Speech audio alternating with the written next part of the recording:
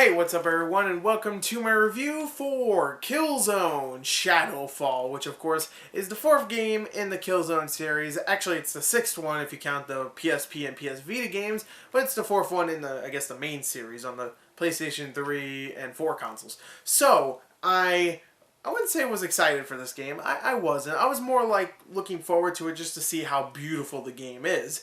So when I heard it was getting like the lowest reviews for almost any Killzone game. Actually, besides the first game, it's getting the lowest reviews for any Killzone game. And, that worried me because I hate Killzone 1. I thought Killzone 1 was terrible. So I was just like, okay, hopefully it's not going to be that bad. So I bought it, I played it. What did I think of Killzone Shadowfall, the big exclusive on the PS4 right now? It's selling like, I guess, hotcakes maybe? I'm not really sure. I'm pretty sure it's selling good. But what did I think of it? Well, let's talk about the story. The story for Killzone Shadowfall takes place 30 years after the events of Killzone 3, where of course Killzone 3 ended with Helgen getting blown up, which of course is the home planet of the Helghast, the main villains, and of course the Helghast were pissed, and 30 years later they're really pissed at us, and blah blah blah, a bunch of political crap. Anyway, you play as Lucas Kellen, who is a Shadow Marshal who's supposed to be a badass, and he had some, previous problems with the Helghast that, he doesn't really like the Helghast, let's just say that. I don't really want to spoil the beginning. But anyway,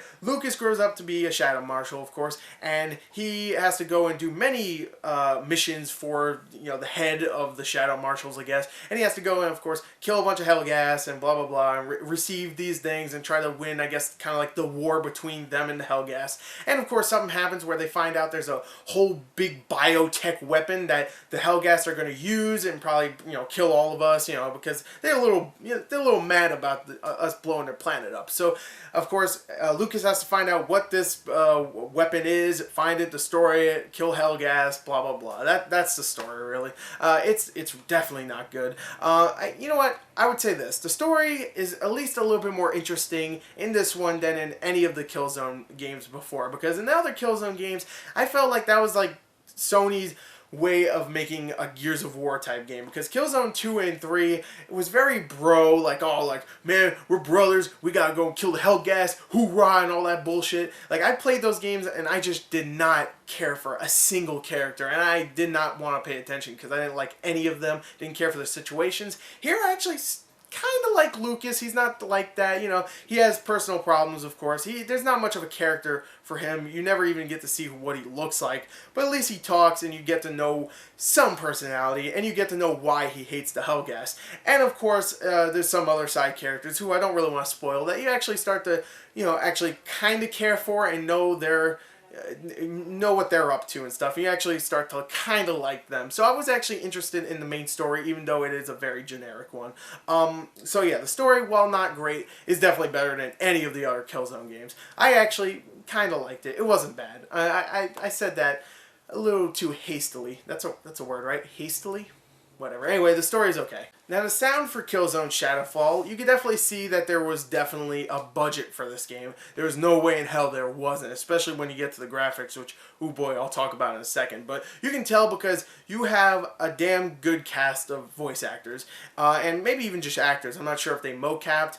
I didn't really recognize any of them. I think there's a couple big voice actors, but, they're big. They kind of start blending in. But everybody was great here. The voice acting, the dialogue itself was actually not that terrible. So the voice acting was actually a little bit better because the dialogue was actually not so bad. So yeah, overall the acting is actually pretty good for the most part. The sound design is phenomenal, I would say, because it reminded me a lot of how Battlefield 4 or Battlefield 3, the sound design, you'll hear explosions and gunfire from pretty much miles away. You won't hear that because there's not really that big of environments, but you will hear from far away, and it all sounds really good, even though, of course, it's a futuristic weapon, so you're not hearing actual, like shotgun or something. Here, it's a little bit different, but for the most part, it sounds all great. Also, the soundtrack here, even though it's not memorable, it definitely helps when it gets into the gameplay. It's very electronic, very, very, it's very fitting for an action game. So, overall, I think the sound here is very well done. But now the graphics. Oh boy, the graphics. This game looks phenomenal. This game Oh, I don't even know what to say. Everything in this game looks beautiful. The facial animations, the detail in the faces, the bodies, the cloth on the clothing on the people, the environments themselves, the shadows, the lighting, especially the lighting. The lighting is fierce in this game, but it helps a lot. The big expansive environments at times. There's a whole scene where you saw this scene in the actual trailer they showed at the PS4 press conference, but the one where you're like hanging off some flying vehicle and you're just flying through the city, just stuff like that looks so gorgeous. And it is real time. It's actually gameplay. It's not a cutscene. It's in the game, and it looks gorgeous. It really does. I don't even know what else to say about the graphics. I'm not going to spend too much time here because everything here looks beautiful. And if I have to say anything about Killzone, even the first game, it's a series that's constantly really good looking. Hell, the PS Vita version almost looks like a PS3 game, so that's really impressive. So overall, yeah, the graphics here, just phenomenal. I don't know what else to say. Some of the best I've seen ever in a game. So there you go. Now the gameplay for Killzone Shadowfall, I have to say this, single player wise, I do appreciate that they tried to give you more variety, where there's parts where you have to do some platforming, or there's parts where you have to do stealth, and there's actually plenty of parts where it opens up and lets you do either stealth or action. It lets you choose, and when I say opens up, I mean the environment. Like one of the first levels is a huge environment where you can actually do different objectives at different times. Like you could do one objective before the other one, and I actually appreciated that there was actually some variety. Thing is that even though at first I was really enjoying it, using my owl, which is this drone that helps you shoot enemies and stuff like that was a lot of fun. Using the zip line to jump onto enemies, it was really fun. The game slows down, and like I said, I appreciate the variety, but the variety just brought it down, because when there was a stealth section, when there was a platforming segment, where there was a section where all you had to do was walk pretty much, I got extremely bored. But when it was combat, it was actually a lot of fun. I had a good time. And that's a shame too, because I really do appreciate that they put variety in this, because Killzone 2 and Killzone 3, I don't think they had too much variety. I mean, sure, they might have a sequence here where there's stealth, or there's a sequence here where there's a driving sequence or something, but here, like, every other mission is something like either different, or I'll have a section that's different, like platforming based, or of course, like I said, stealth based, or where you can actually choose either stealth or action, or like come out of action and then go back into stealth, kind of like Crisis or even a Batman. But it's just whenever it was combat, that's when it was fun. The other parts just weren't, and it was kind of boring. It was actually making me kind of just like, oh god, I want to play something else. Where's Knack? I'll play that. Like, that's bad when you make me want to play Knack, which was a fine game, don't get me wrong, but if you want me to actually play Knack over your game, and your game's a big action sci-fi shooter, you got a problem. So overall, while the single player itself does have plenty of content, and it is definitely fun at times, there is parts, like I said, with the variety where they actually add more stuff to it, which I know sounds weird that variety is what brought down a game. Usually it's too much of one thing, it just brings it down, but here I would have liked just more of the gunplay, really. At least a little bit more, and just like cut out some of the platforming segments or something.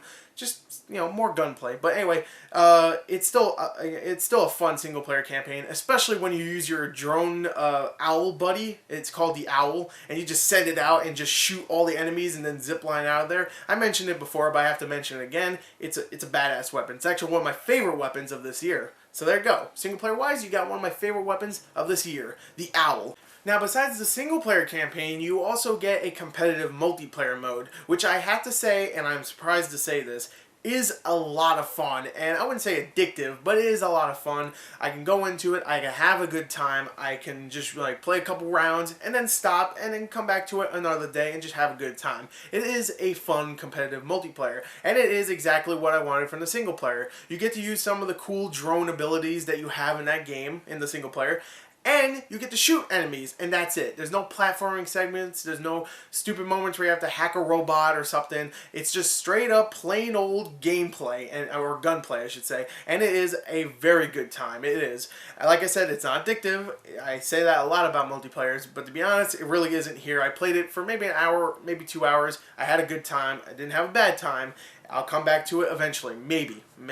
But I really enjoyed the multiplayer, and the single player campaign is fun at times. So overall, Killzone, even though the story isn't great and the gameplay at times can fumble, I still had a good time, and I would say this is one of the better Killzone games. It's definitely better than the first and second one, in my opinion. That's my opinion. Killzone 3 was actually kind of fun. I liked it. And I would say this is probably on par with that one.